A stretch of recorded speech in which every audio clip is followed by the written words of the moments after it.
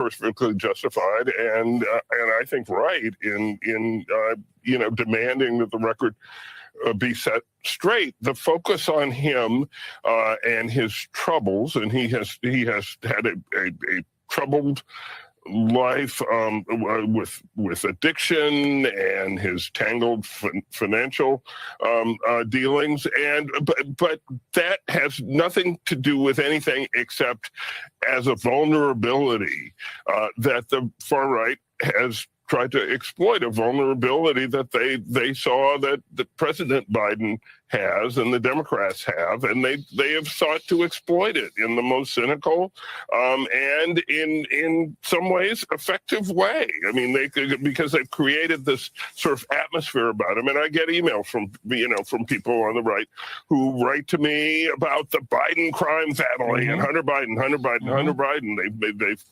They've created this atmosphere. When we talk about media credibility and how different it is now and how much we've lost, and I just sit here wondering if, number one, that's not a horse that left the barn a while ago, and I wonder if what we need to do is sort of chase that horse at a time when so many people are not getting their news from established and respectable news outlets, who are getting their news from TikTok and from YouTube and from other sources. And we have to, I think, first just reestablish ourselves as part of that conversation, as sources that people even go to regularly, let alone trust. And I think that's the first challenge for us. What you just said, sir, is among the most insanely idiotic things I have ever heard. At no point in your rambling, incoherent response did you come close to anything that can be considered a rational thought. Everyone in this room is now dumber for having listened to you. I award you no points, and may God have mercy on your soul. Holy hell, can you believe the abject stupidity that we just listened to? Hunter Biden's thinking of suing Fox News, apparently. For what? I don't know. Truth is the ultimate defense. Are they going to go with public disclosure of a private fact? Who the hell knows? Is Fox News going to bend over like it did with Dominion and pay whatever they're asking? Launder money from one entity to another because Fox News has arguably changed teams, turned sides? Who the hell knows?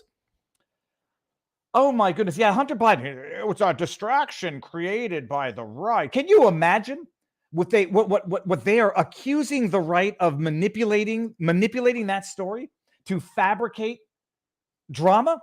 If there were any member of the Trump family with such a sordid past, with such compromising information out there, they would be jumping down their throats. They're jumping down Trump's throat on the theory that they think Eric Trump did cocaine.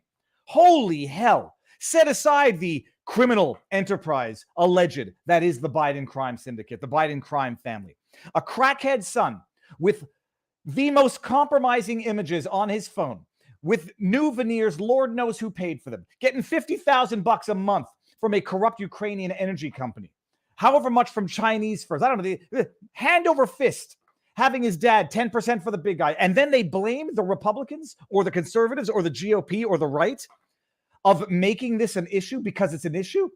Oh my good God. And reestablish the media as legitimate. You idiots, you've done this to yourselves, and no, you're never getting it back. Yes, people are going to be watching some crazy lunatic ranting at a camera from his car, me, or a live stream, because that's where they're going to get accurate information, responsible reporting, responsible investigation, and meaningful long format discussion. Holy sweet merciful goodness. Honey got high. Honey got high. I had that song. I didn't know that was really Afro Man. I thought everybody was a parody in that video. I didn't realize that that's actually Afro Man making a classic parody on his old song. Yeah, no, they're people are freaking out because it looks like Trump's going to win. It looks like the media is irrelevant, as they are. Mika Brzezinski and that freaking guy there who had his oh god. Okay, anyhow, I could go on for a long time, but I have the guest in the background, and it's Tommy Robinson. His real name is not Tommy Robinson, people. Okay, that joke is not going to get old. Got Tommy Robinson in the backdrop. And we're going to talk about a small victory against a weaponized system and other things we're going to talk about today. Hold on, let me just get Got a little tickle for my hair. So it's going to be a discussion on a small W and a broader context. For those, someone in locals community said, Viva, I got to put a description of our the person that I'm interviewing, because not everybody knows. I take for granted everybody's seen every interview I've done, every video I've done on Tommy Robinson. He's a freedom fighter, period. And people don't like him. I think people actually think they don't like him. It's that they think they don't like him because they've been watching too much BBC, MSNBC, CNN, and crap media. He's going to talk about a small victory that he had before the Court of Magistrates coming out of England. But before we even get there, on the topic of freedom, people, oh, I'm such an idiot. Hold on a second. I am so bloody neurotic. Yes, I checked the box. Okay, it says it's got a paid promotion, because it does. And it's one that's very much in line with freedom and what we're talking about. What comes before freedom? 1776, 1775. 1775 coffee. It's delicious coffee, and I drink it, and it'll put hair on your chest, and it'll wake you up in the morning, because if you're a sleepy Joe with zero cognitive abilities who, oh my God, you got to get your jokes scripted for you and then deliver them, and then have the media, the lying scoundrel scumbaggery of the media say, look how sharp Joe is. He's got great comic delivery. He's got accidental comic delivery. But setting that aside, if you can't think and you're a sleepyhead like Joe, you need some stronger coffee. You need to stop drinking woke liberal coffee and start your day by drinking Rumble's very own 1775 coffee. Why 1775? It came before 1776, people. Never mind that it'll be the best tasting coffee you've ever had in your life. It's seriously good. Well, I don't have hair on my chest, but it's strong. It's none of that tea crap. If you like tea, maybe go have well, okay. there was an England joke in there. So instead of waking up tomorrow morning and drinking your mold-infested big corporation-owned woke ideology coffee that's probably making you sick from the pesticides they sprayed all over it, try Rumble's 1775 coffee, support free speech, and build a parallel economy, which Tommy Robinson knows is necessary, and he knows it all too well. 1775coffee.com/Viva, promo code Viva. You'll get 10% off your first order. It's good. It's delicious. That's the website. It's in the description. And thank you very much. Parallel economies, people, because it's an all-out war on the politically disfavored as Tommy. Well, he's known for a long time. I was going back. Okay, I'm bringing him in. Tommy, you ready? Tommy, I was going back and looking at my videos from 5-6 years ago. First of all, I feel ugly. I feel like everything was a little bit awkward and cringy. But man, you've been going through it for over a decade now. Yep, over a decade, since 2009, like in the fire since 2009. Well, I mean, like some people. And this is my first victory. Say it again. This is my first victory. Tommy, people are like, "Oh, go for it, go for it." This week's my first victory. It's my first court case I've won, and I've had about 25 court cases that have all been nonsense, that have all been most of them all corrupt. And bang, this one just absolutely exposed them. So it's good. So people, I don't mean to laugh at your misery, but it's like the reflex. People are like, oh, is this a sign that things are going to change and the police are going to stop harassing Tommy? And I'm like, I don't think so. I think they're going to come after you harder and just make sure that they don't have a dyslexic officer writing up the authorizations. But let's get into this, because this is we talked about it the last time. It wasn't that long ago. And you mentioned you were going to be in court. I don't remember if the restrictions that are imposed on you were related to this case or the one that's coming up in the summer. And I think it's the summer one. That's this case. But tell us, I was banned from London because of this case. Okay, so now tell us what happened in a nutshell. I'm going to make sure our audio levels are good, but give us the context, because it's not straightforward for those who don't know. So the context is, since October 7th, we've seen mass rallies in support of Hamas on the streets of the UK. We've seen a lot of trouble. We've seen blatant calls for jihad, calls for the gas and the Jews, desecration of our war memorials. They then picked another date to do that, which was November the 11th, which is our Armistice Day, our sacred day where we remember our armed forces. I made a rallying call for people to come. We couldn't rely on the police. We wish we could. We can't rely on them to police our streets, because they literally hand the streets over to the jihadists, stand back while they commit crimes and do nothing about it. They can fly terrorist groups' flags. They do what they want. So on November the 11th, thousands of men, after I made a call, come down to London to defend the cenotaph, to make sure that our sacred day was not disrupted by pro-terrorist scumbags. So that's what happened on November the 11th. November 26th comes. Now, this would have worried the police and worried the government and the establishment, because they're quite happy to hand over the capital city to terrorists, and they don't want a counter to it. Now, when thousands of young English men come into London and congregated on London, there was heated clashes with pro-terrorist supporters. Then on November 26th was the first anti-Semitism rally in response to the Jew hatred that we're witnessing in London. Now, the police would have never wanted, on the November 11th, I didn't bring our supporters anywhere near the Palestinian demonstrations. But as the dates went on, we kept saying, we've had enough. This needs to be stopped, or people will come out and try and stop it themselves. So I think on November 26th, I went as a journalist to report on the anti-Semitism rally. I got into a cafe in London. I sat down and I was met by 6 police officers come in and said, you need to leave the city. I said, what are you talking about? Why do I need to leave the city? They said, your presence here could cause people alarm and distress. Now, let me pause you there, because reading the ruling, I just couldn't get clear on 2 things of the timeline. Was there a pro-Palestine rally that day, or had there been ones previously in the same spot? There'd been one previously, not in the same spot, but there was one that day, but near Hyde Park, nowhere near this. Okay. So because all the pro-Palestinian rallies turn into violence and descend into riots, yeah, each one of them, they're violent each time. Because of that, the police then get the power to use these dispersal orders that they can put on people, and they ask them to leave a certain area for 24 hours. So they use the authorization because of the trouble at the pro-Palestinian rally. They get this order, and then they come in to use it on me at a pro-Israeli rally where there's no trouble, never been any trouble, nowhere near the pro-Palestinian rally. Yeah. So they come in, they're abusing their power straight away. They use it. They say it's because of this to get the power. Then they come in and say, I have to leave the city. My presence may cause alarm and distress. I pointed out that the presence of Hamas, their flags, their terrorist slogans, their support has caused our entire nation distress for the last months that we've had to watch. And now you'll hear 30 officers mob-handed because I and my reporting may cause alarm and distress. But the point, under this order, section 35 order, the next section says there's certain reasons they can't give you the order. One of them being if you're at work and you're paid to be there. I pointed out to the police many times, I'm a journalist, lads. I'm here to work. They may not like the fact I'm a journalist. The government may wish to control who's journalist and who not. I point out I don't live under communism. Yeah, I do not live under communism. I have a freedom of the press and freedom of assembly. And I actually read to the police officer the statement the police made the day before. Because at another pro-Hamas rally, a journalist was assaulted by the pro-Hamas demonstrators. So at that rally, the police made a statement that morning saying the importance of freedom of the press, the importance of journalists to report freely without fear or intimidation is as important as the right of citizens to protest. So I read that to the police and say, you said this morning. Now here you are telling me, a journalist, that I have to leave the city because I might cause alarm and distress, yeah? Which doesn't make sense. And then I was having a breakfast. The police left the cafe. They hadn't issued me the order at that point.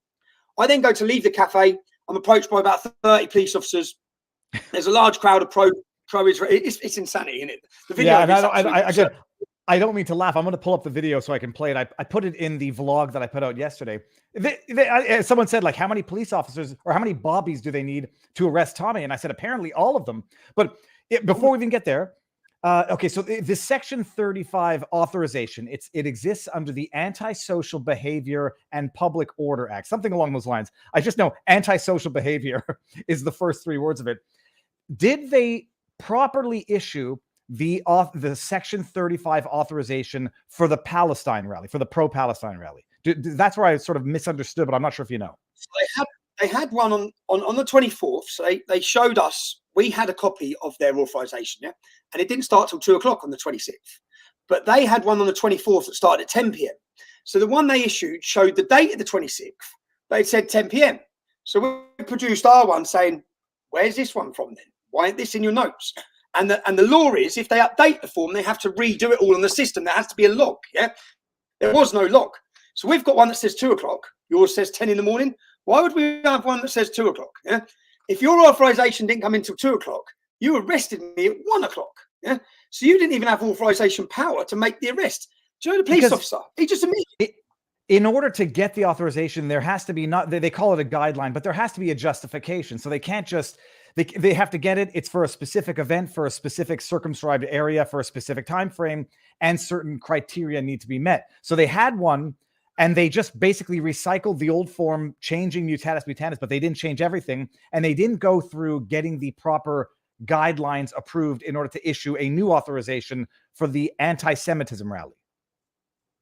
And the guidelines say, because it's important, because you're taking away a man's freedom of assembly, freedom of speech, and the guidelines from the Home Office, they have to, by law, read them and take into account your rights to Article 10 and 11 of the Human Rights Act, your freedom of assembly and freedom of speech. When the police officer got in the dock, I just thought they're going to lie their way through this, and they're going to say, oh, that's a fool. When he got in the dock and said, how come it says 2 o'clock? And he says, yeah, well, I edited it on the day. And then they said, and then they asked him, what time did you edit it on the day? About 4 o'clock. It's like, so you changed the time to 10 a.m. to make it legit and legal. But and he said, his words were operational learning. He stood in the dock and said, operational learning.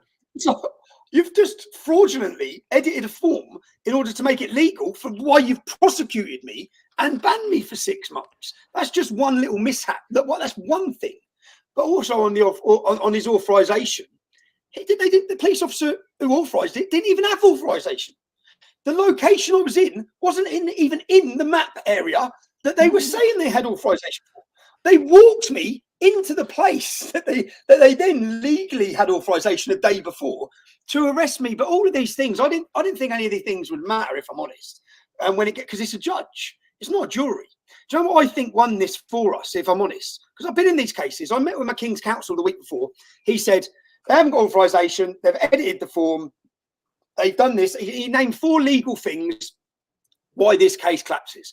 I said, I'm sorry, but I've been here before. It doesn't collapse. Yeah. So everyone was asking me what I'm doing afterwards. I was like, nothing. I'm probably going to jail. Yeah, because I've been in the political system. I've been in. Tommy, here I'm going to bring this up just so everybody knows. This is the arrest. So I don't know how many. Have you been pepper sprayed at this point in time? So you seem like you're wincing. And I heard reports that you were pepper sprayed. I was pepper sprayed from point blank range. So, and in the police officer statements, what's insane, which come out in the trial again, the police officers give statements saying that the crowd was shouting at me, "Shame on you," yeah, and it was a hostile environment for me, and that's why they were arresting me and taking me out of there. This is what their statements are saying. We played the video. It's a very calm crowd. When the police come to get me, the crowd are clearly shouting at the police, "Shame on you! Shame on you! Leave him alone! We want him here." That's what they're saying. Yeah. They have pepper spray me there. And are they cranking back on your arms? Like it looks like it's painful on your arms. Busting my arms. They're busting my arm. They point blank sprayed me in my eyes after I was arrested. And do you know what words I say? Look at this. Look how many of them there are. Do you know what? Do you know why he says he pepper sprayed me? I was about to break free from lawful custody. It's like, what are you talking about? I was handcuffed. And now people have to understand the editing the document. It's not like correcting a typo, even if you could do that to a lawfully issued document. It's more like changing the identity.